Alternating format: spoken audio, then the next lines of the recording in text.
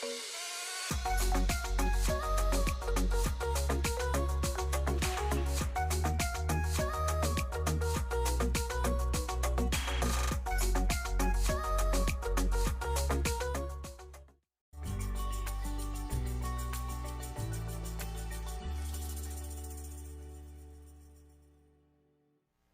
evening and welcome to the Greater Boston Food Bank's second GBFB Focus Series event.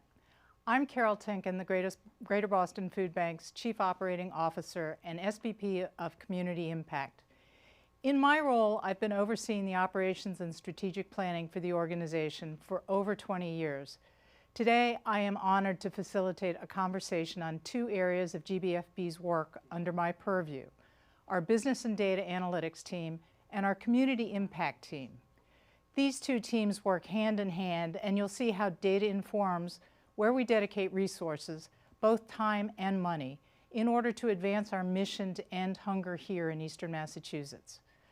Our Assistant Director of Programs and Community Capacity, Christina Peretti, will explain how we map our data around food insecurity and available resources across our service area, and specifically how data informed GBFB's decision to partner with a YMCA, Southcoast, to create the Full Plate project to make an impact during this past year. We are excited to then talk about how our work intersects with public policy as we welcome Congressman Jake Auchincloss, our newest member of the Massachusetts Congressional Delegation, representing the 4th District, and State Senator Chair of Ways and Means, Michael Rodrigues.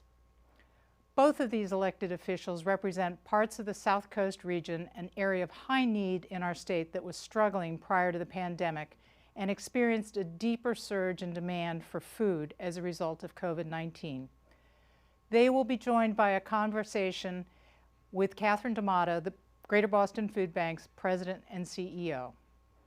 Before we get started, a few details about this event. We are streaming this on GBFB's YouTube page, so if you have access to the chat function during the live event, feel free to share your thoughts throughout the program. If you have any comments or questions and you do not have access to the YouTube chat function, please email events@gbfb.org. Someone is monitoring this account and will share your questions with us during the program. The entire event is being recorded and will appear on GBFB's YouTube page later this evening. So we encourage you to share this event with your network of friends, family, and business associates. Before I introduce Christina, I would like to provide background on our business and data analytics team and how their work informs our strategic vision.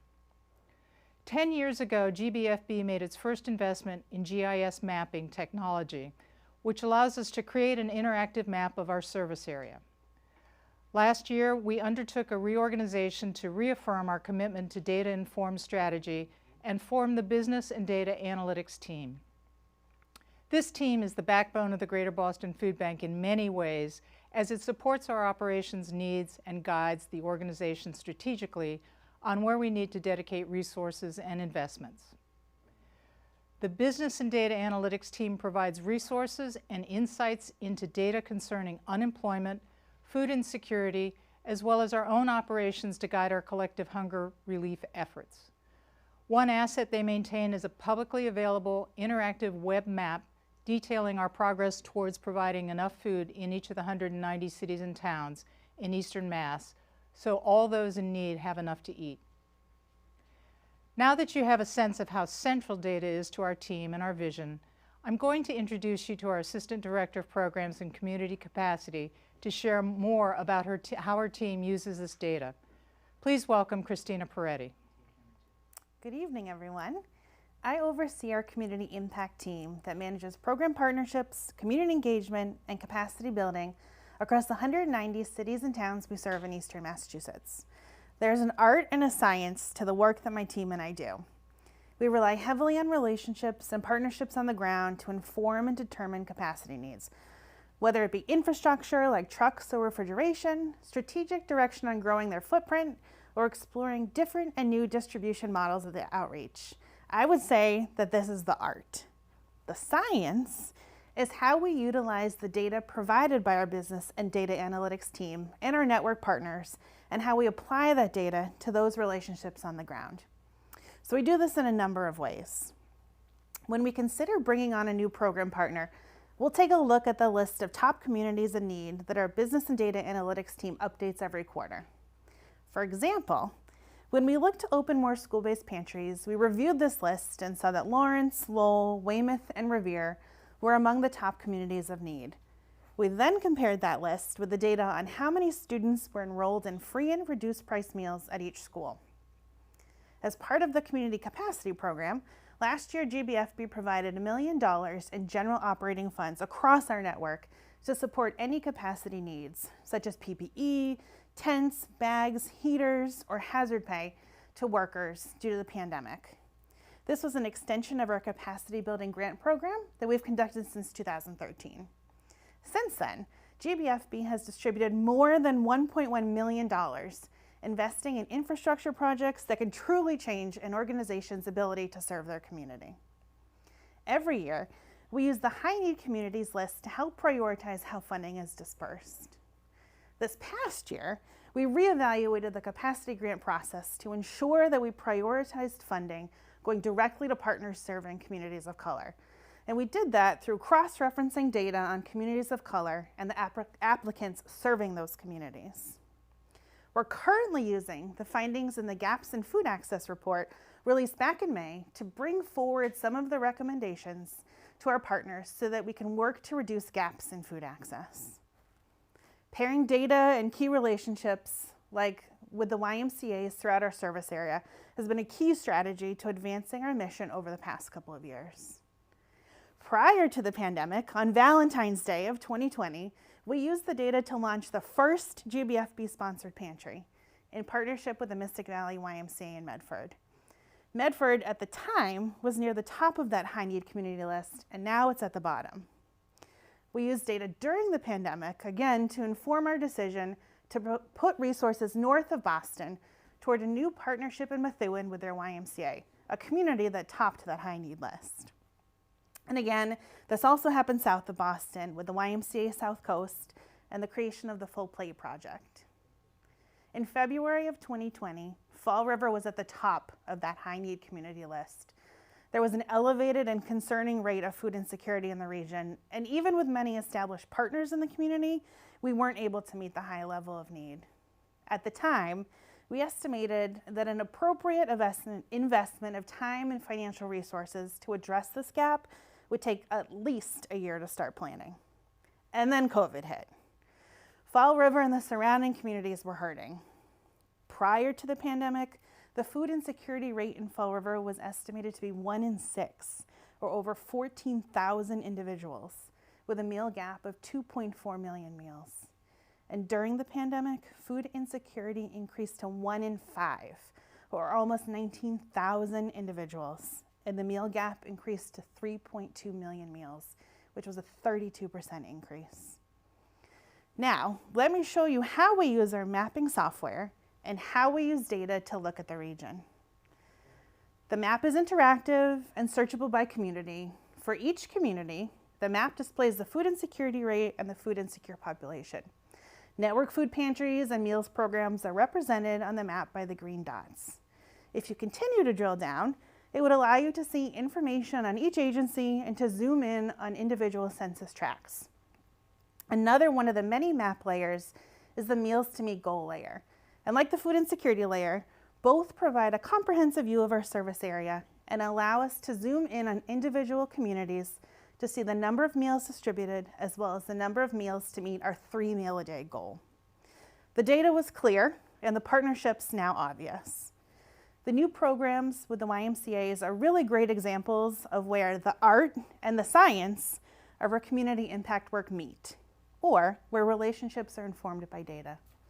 To learn more about our Full Plate project, check out this video.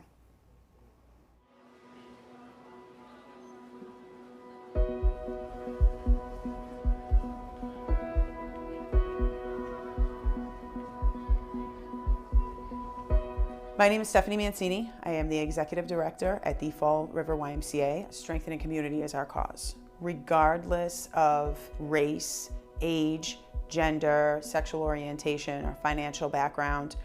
We welcome everybody. We want to make sure that everybody has an opportunity to take advantage of our services, our facilities, our programs, regardless of financial means. Studies have shown since the COVID-19 pandemic began that 1 out of 8 households are struggling with food insecurity across the South Coast. In Fall River, pre-COVID, there was a 600,000 meal gap that needed to be addressed. My name is Jonathan Tatro. I'm the Vice President of Community Impact for the Greater Boston Food Bank. The Greater Boston Food Bank is a regional food insecurity response agency that covers the eastern part of Massachusetts, covering 190 cities and towns. And our mission is to end hunger here in eastern Massachusetts.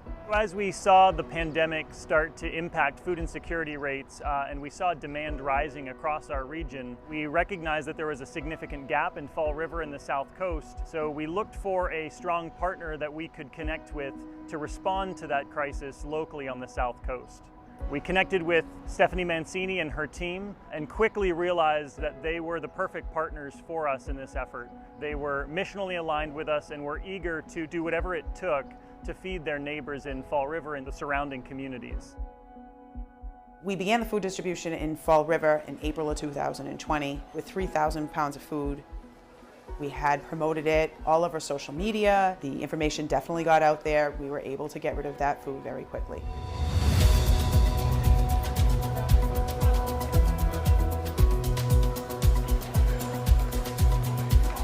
Had a drive-through system where they simply popped their trunks and we placed the food in there. It was contactless. Everybody had to wear their masks. It really was a safe option for people.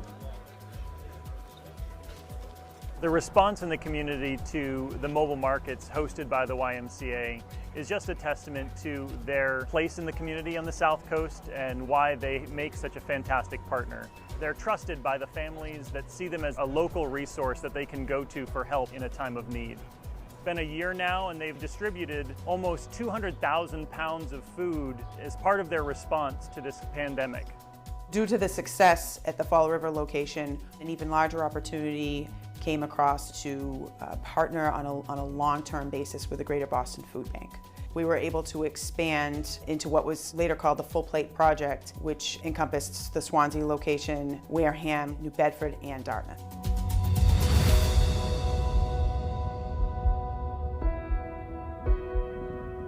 Most recently, we have a newly renovated pavilion, including walk-in freezers, walk-in refrigerators, and a storage unit at the Dartmouth location. The great thing about having the Dartmouth YMCA as our packing site and kind of our hub is that we already have this amazing Sharing the Harvest farm in which we've been able to grow fresh produce and distribute food. Now this really just kind of expands upon this. Really excited about where this is going. So looking forward, the YMCAs have proven time and again to be strong partners both in the South Coast and elsewhere in our service area. And moving forward, we're looking to this Full Plate project to be a template that we can replicate in other communities. 1 year ago today, we weren't even at the table when we were talking about food distribution. Nobody really thought of the YMCA as a place where they can go get fresh fruits and vegetables. And here we are a year later, and we are distributing massive amounts of food to people in the community. We have more than 50 volunteers that come in each week, and they are packing up food, sometimes 12,000 to 15,000 pounds of food. They're working hard together to make it happen. I am personally very proud to be part of an organization that is really coming to the challenge, really meeting the needs of the community. And we will be there for years to come.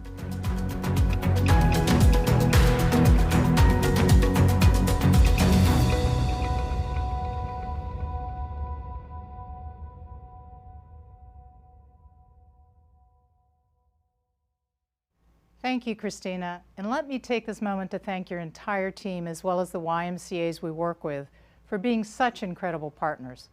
YMCA Southcoast is an exciting new model addressing the need of multiple communities in that region. It's partnerships and innovation distribution models like this one that are central to our vision. Now I would like to turn the conversation to how public policy and government officials can support and supplement our hunger relief efforts. I am honored to introduce our guest speakers, Congressman Auchincloss and Chair Rodrigues, who will be joined by Catherine D'Amato. Representative Jake Auchincloss is serving his first term in Congress, representing the 4th Congressional District from Newton down to Fall River. He is a member of the Transportation and Infrastructure Committee and Financial Services Committee. His area of focus include infrastructure, housing, life sciences, and energy policy. The representative was born and raised in Newton, a graduate of Harvard College and MIT, and a former Marine. He is now a major in the reserves. When he returned home from service, Jake continued as a 3-term city councilor in Newton. State Senator Michael J. Rodrigues was elected to the Massachusetts State Senate in 2010 and serves the 1st Bristol and Plymouth districts. He currently serves as the chair of the Senate Committee on Ways and Means, as well as the vice chair of the Senate Committee on Steering and Policy. Prior to being elected to the Senate, Michael served 14 years in the House of Representatives. He graduated from the University of Massachusetts Dartmouth with a Bachelor of Arts, Science in Accounting.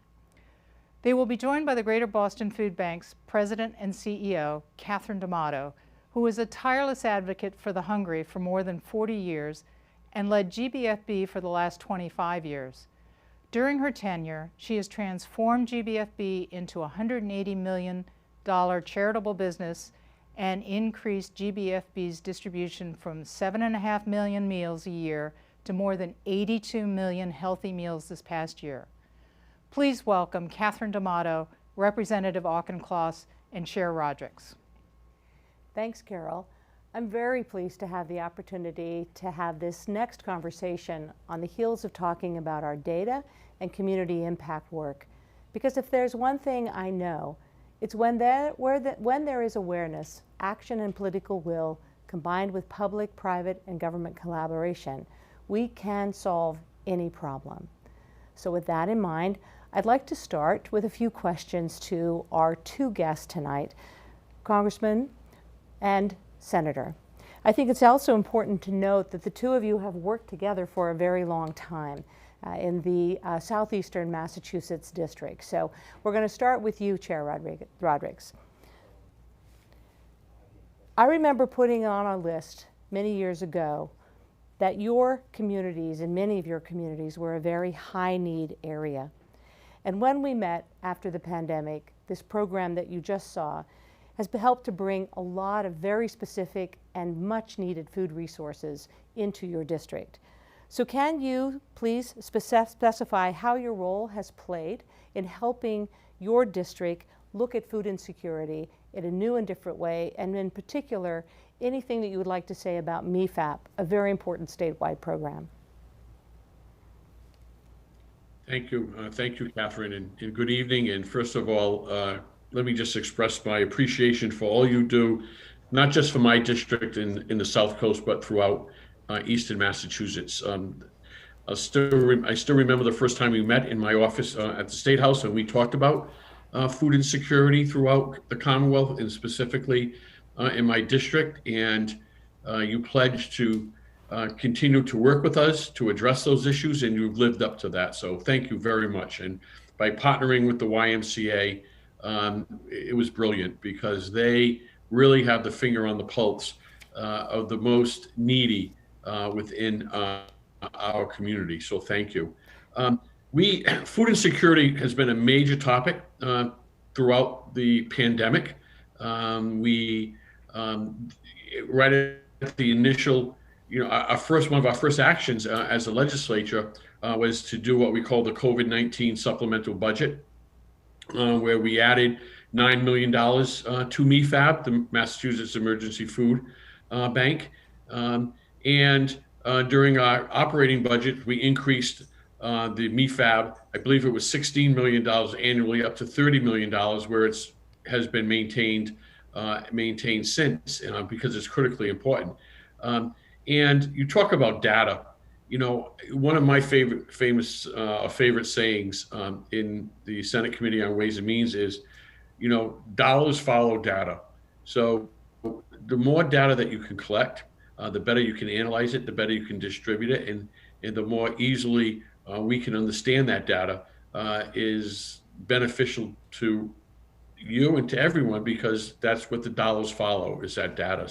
So Well, thank you for all you do, and look forward to continuing working with you. well, thank you, Senator. It's great to hear that dollars follow data, and that's a topic of today's conversation. Clearly, is how does the data work, and how do decision makers at our state level and our federal level, look at this? And so I'd like to ask sort of each of you, and I'll go to you, Congressman, about how do you look at data? And first of all, congratulations. We haven't seen each other really since your election, and you've been working hard given what's occurring at the federal level and in our country. So talk a little bit about how data is important to you in decision making. Catherine, it's a pleasure to be here with you, and also to be with my friend and colleague in state government, Senator Rodrigues. So what gets measured gets managed, and the data helps ensure that when federal dollars or state dollars flow, that we are tracking success and we're able to maintain the momentum behind these programs. My friend and neighbor to the west, Jim McGovern, who is chair of the Rules Committee, has done more, I would say, than any member of Congress to highlight and spotlight hunger in our community. Says that simply hunger is a political condition. It's a series of public policy decisions that we make in a country of abundance to have more than 30 million Americans food insecure.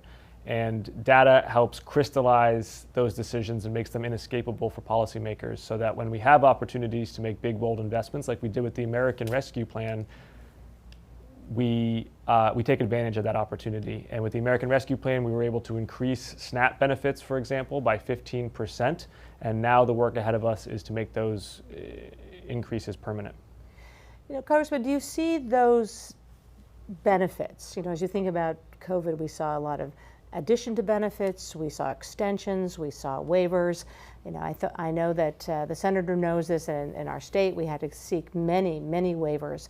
Do you see any of those being fought for permanently? Do you see that as part of a lot of this work that's been coming from the federal government into states? And then, Senator, I'm going to switch it over to you after the congressman answers. How do you see these types of benefits working in our state that come through from the federal government?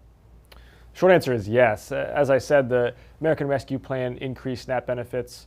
It also set aside billions of dollars for food insecurity, and it worked. We have cut childhood poverty in half with the American Rescue Plan. It's a success that really has not been paralleled since arguably the Great Society under Lyndon Johnson. And now we need to keep that work going and make permanent the SNAP increases and the child tax credit that really have been the hallmarks of the American Rescue Plan's success. So that work continues. I'm certainly in favor of making it permanent, and I'm also signed on to legislation that would actually increase SNAP benefits by 30% as opposed to the 15% that were in the American Rescue Plan, and also extending SNAP benefits for college students. Senator, what do you see as the benefit of these federal dollars coming into our state? I don't know where we would be without these federal dollars coming into our state, and I appreciate so much the congressman's work on this. For us to make the amount of increased investments from the state level, whether it's in MEFAB, the Massachusetts Emergency Food Assistance Program, or the HIP program, the Health East Incentives Program, we're up to $18 million now in investments. That was only $4 million a couple of years ago. Without the assistance and the help that we've received from the federal government, we would not be able to not only make these incentives, but sustain these incentives and these programs going forward. It's invaluable. And, we passed probably 30 pieces of COVID-related emergency legislation. And right now we're engaged in conversations about what types of these programs are we going to extend permanently because they've worked. So it was an opportunity for the pandemic really it forced us to do things differently. And now we can look back at what we had to do differently and determine are we better off doing it that way permanently? Now, these are both very important questions about how these partnerships between our state government, our federal government, and of course, when we think about the third sector, all the nonprofits, places like the Greater Boston Food Bank. We believe very strongly that it's that public-private partnership and again, that collaboration, which is going to carry us through so much. Clearly, we learned many lessons and there were many silver linings around this pandemic. And the way to work together, but the way to look at pain and during this historic time and help. And I know at the Greater Boston Food Bank, we've been very grateful for those additional resources through the state, but also the additional resources that have come from the federal government into the states, into cities and towns. Ourselves, it's 190 cities and towns impacted. So are there lessons that we've learned or that each of you have learned, one in state government, Senator, and then Congressman at the federal level? So how has this crisis changed you and changed the way you think of policy? Senator, why don't you start?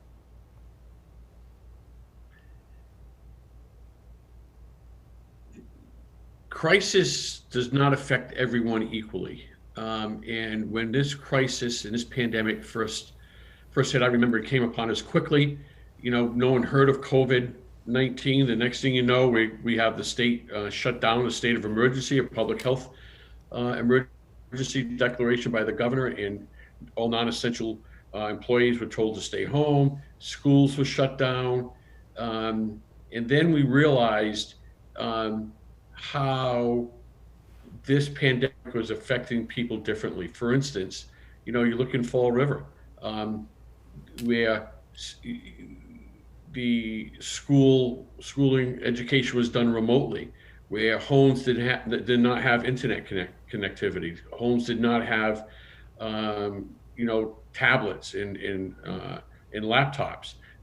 And we, in our local nonprofits, stepped up. Our Boys and Girls Club, our YMCAs opened their doors and started having remote classrooms, set up remote classrooms inside their buildings that had all the technology.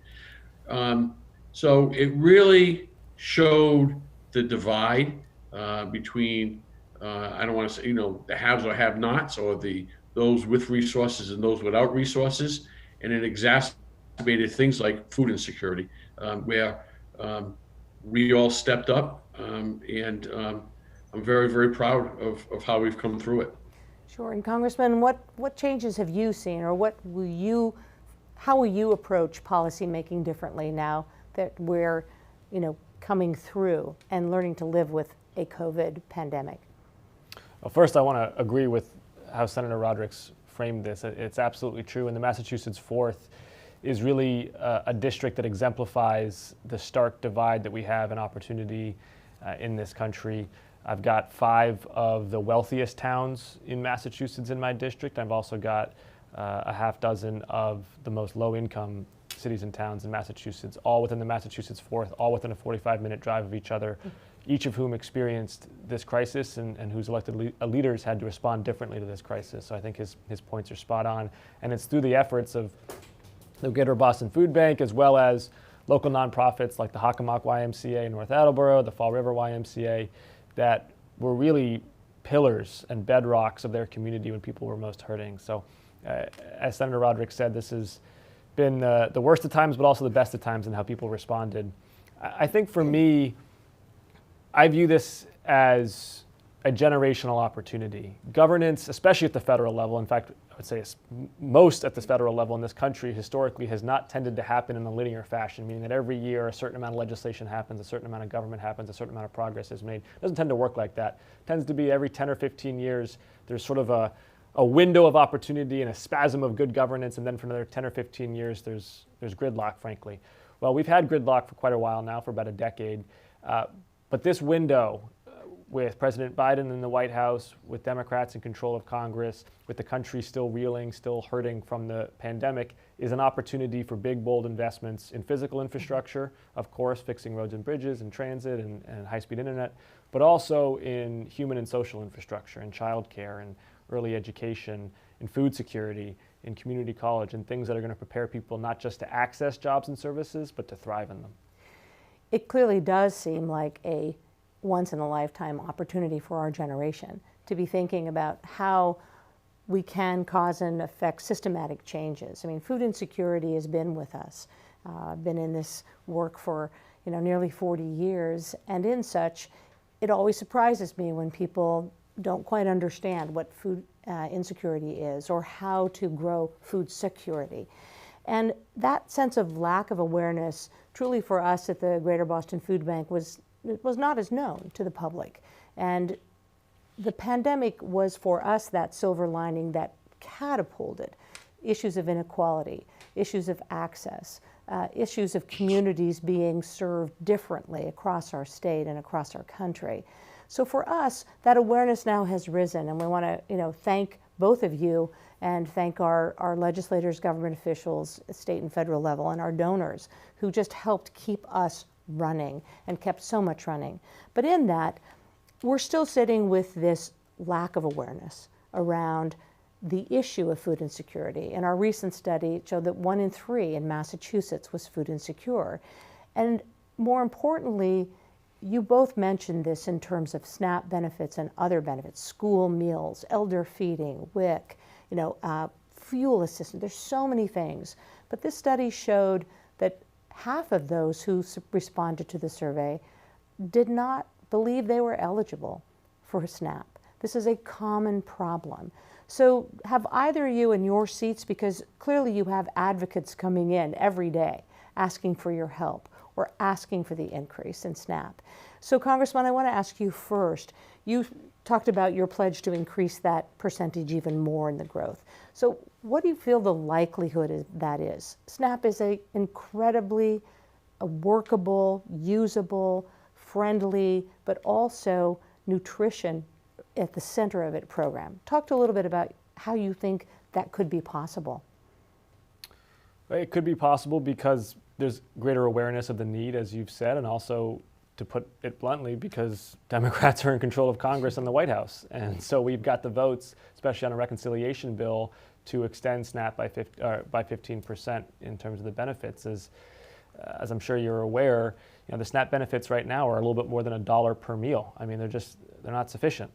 And we've got to make sure that keeping pace with inflation and cost of living. I think we also, though, in addition to congressional action, need a White House conference on food, nutrition, and hunger. This is obviously not going to be a statutory meeting. I mean, the White House can't make the laws around this, but what the White House can do in a way that even Congress cannot is spotlight and galvanize. They can draw attention to this issue as a national issue, and they can bring together stakeholders from business, nonprofit, and government to put their best ideas on the table and see where the synergies are. And we've seen, for example, the private sector has responded to that kind of impetus. When John Hancock has a program, it's a life insurer, where if people are demonstrating that they're eating healthfully, they'll get better premiums on their life insurance. We need health insurers to step up in the same way and use the power of their incentives and their administrative prowess to make sure that nutrition is at the heart of how people approach their life. Well said. We believe strongly that hunger and health are deeply connected. And when you can see those systematic changes or those institutional changes from large insurers and providers, it makes a significant difference. I sometimes feel like I went to sleep 40 years ago and I woke up again, in terms of what's happening today. It feels the same, but what I'm deeply aware of, though, is the consciousness and the awareness that I believe Americans have due to this enormous loss that we all went through. It could have been you, it could have been me. It could have been any of us, and it was for over 600,000 people who lost their lives. So these kinds of things shake us, and this is where SNAP, WIC, the school meal program is one of the most important programs. Kids get a very high percentage of their calories every day at school. So not having those meals was a huge impact on the issue of food insecurity. So Senator, you as a policymaker I know welcome those federal dollars coming into our state. But the fact that members of our state don't use those federal resources, can you talk a little bit about your vision for how we could do better with that? How can we help people understand that they are eligible for SNAP, that they are eligible for WIC, that your children are eligible for food at school? That is a big problem, that people just are not aware that they're eligible for WIC or for SNAP or for home heating fuel assistance programs. So earlier I mentioned one of our first actions as a legislature through the Senate Ways and Means Committee was the enactment of the so-called COVID-19 supplemental budget. And besides appropriating more money for MEFAB, we also appropriated $1 million for the DTA SNAP outreach program to work with our local poverty agencies, local nonprofits, to educate and to inform and to try to make people aware that you are eligible for SNAP benefits or for WIC benefits or for home heating fuel benefits. And you know, it's about communication. There's many tools available to us today to better communicate online and social media, our nonprofits, our faith-based organizations, and it's working. I now see many more people whom heretofore did not know that they were eligible become aware and taking advantage of the programs that, you know, the Congressman worked so hard in securing the federal dollars for, and that we in the legislature work so hard in securing the state dollars to match those federal dollars for. They're just very important programs, and I know you believe this, Senator, and you do, Congressman, as well, that the more we can maximize those federal resources coming into our state, the better and healthier our state will be, along with, you know, the communities across this country, and the 351 cities and all of the population in Massachusetts. So we have time for a few more questions, but the American Rescue Plan, there's a lot of money coming into Massachusetts and every state. You know, $5.2+ billion is coming into the state, and cities and towns across Massachusetts will also receive money. And do you have, either of you just want to talk a little bit about how these investments might be spent to address food insecurity in particular? And Congressman, I'll start with you and then to the Senator. Well, as I've toured the district, what I have seen, in building on your previous question, is the tremendous activity and effectiveness of local groups. In Attleboro, when I was volunteering to hand out food, it was the Interfaith Clergy Association of Attleboro that had been coordinating handing out food. In North Attleboro, it was the Auchincloss YMCA. In Taunton, it was Our Daily Bread nonprofit, again with connections to clergy. In Newton, it has been a nonprofit that a lot of times actually organizes and communicates over Facebook groups that has done it. And so I'd like to see federal money as much as possible, not try to reinvent the wheel, but really strengthen and reinforce activities that are already working at the local level. You know, Senator, not to put you on a hot spot, but you are the Ways and Means Chair, so I'm not asking you to disclose how you will guide that process, but you do have an opportunity in our Commonwealth to do some meaningful work with this extraordinary resource coming in. Absolutely, and I'm happy to disclose, Catherine, to you and to the viewers that the legislature, we had a little wrangling for a while with the governor on exactly how the American Rescue Plan dollars were going to be utilized and appropriated. That wrangling is over. The legislature has control of those dollars, and we are going to engage in a number of public hearings. Our first hearing was just scheduled today for July 20th at the State House. And the first person we invited to join us at the hearing is Governor Baker and his team at A&F to begin a discussion so that we can intelligently and responsibly use these once-in-a-lifetime federal dollars, as you said, you know, close to $5 billion to make smart, thoughtful investments that's going to have a long and deep impact on the Commonwealth of Massachusetts. Food insecurity is absolutely at the top of the list. And the Congressman mentioned all these amazing nonprofit organizations. Well, they need help and support. They need storage. They need to be able to store the food in refrigerated storage units. They need to transport the food. Not every food insecure individual or family can actually get to where the food is being distributed. Sometimes we have to bring the food to them. So food insecurity, along with housing instability, along with many other areas, we are just so grateful for the work that the Congressman has done for us down in DC to secure these dollars. And he and I have had a number of conversations. I think we are very much on the same page of the process by which these dollars get distributed and really the focus of where these dollars should be distributed. Well, we have a huge opportunity before us at this time with enormous resources coming from the federal government, with the focus on individuals and families to put them back to work, to build back our communities post-COVID, and to learn how to live with this and protect ourselves, but to keep our economies running. I mean, food is a very important, critical part. It's significant in terms of addressing food insecurity, but also is employment and good paying jobs for people and adequate housing and healthcare and all the things that connect and interconnect with poverty. And of course, in the last year and a half, race and service into communities fairly has come forward. So a few weeks ago, the Greater Boston Food Bank also held another event like this, the Cutler Lecture, where we hosted Dr. Anita McGann, and she talked about her research. But she left us with something to stay very thoughtful about. And in such, this last question to both of you is to think about these three things.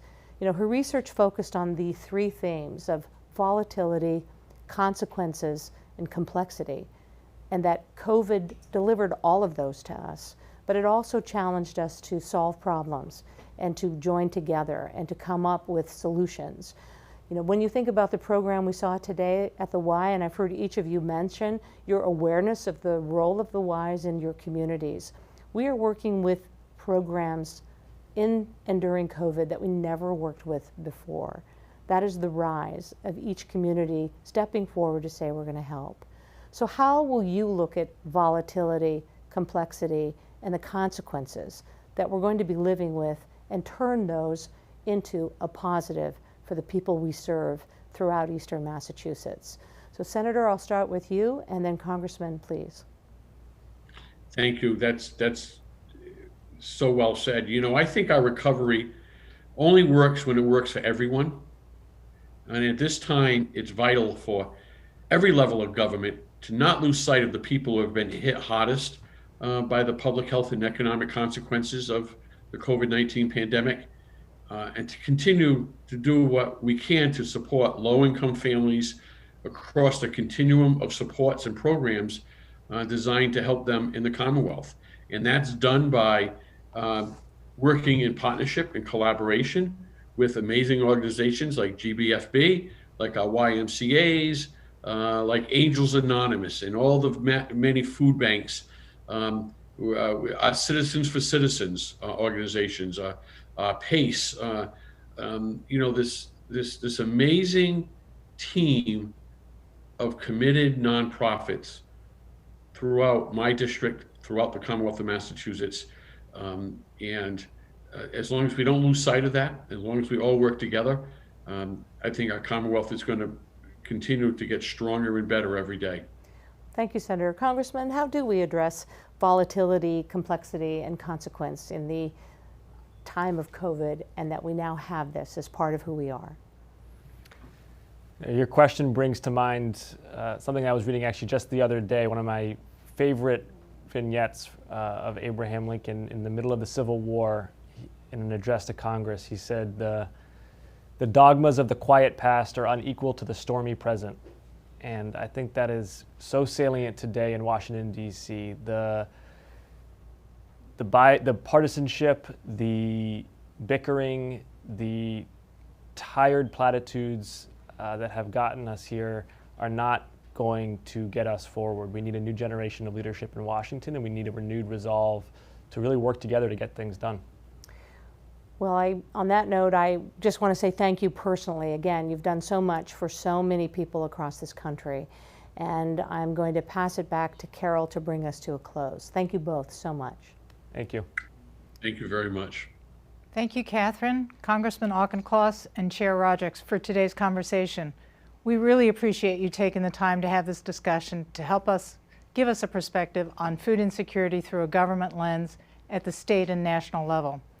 And thank you to everybody who joined us today. Many of you are already great partners and supporters of GBFB and our mission. For more information on how you can stay involved and learn about our current work this summer and how we're making an impact, we invite you to learn more about our current Growing Healthy Futures campaign by visiting gbfb.org. Our next GBFB Focus event will be in October and will be focused on the issue of college hunger. In advance of that, we invite you to be on the lookout for more information on Hunger Action Month in September and the many ways you can participate. Please save the date. And thank you for joining us today. Please stay safe and remain healthy.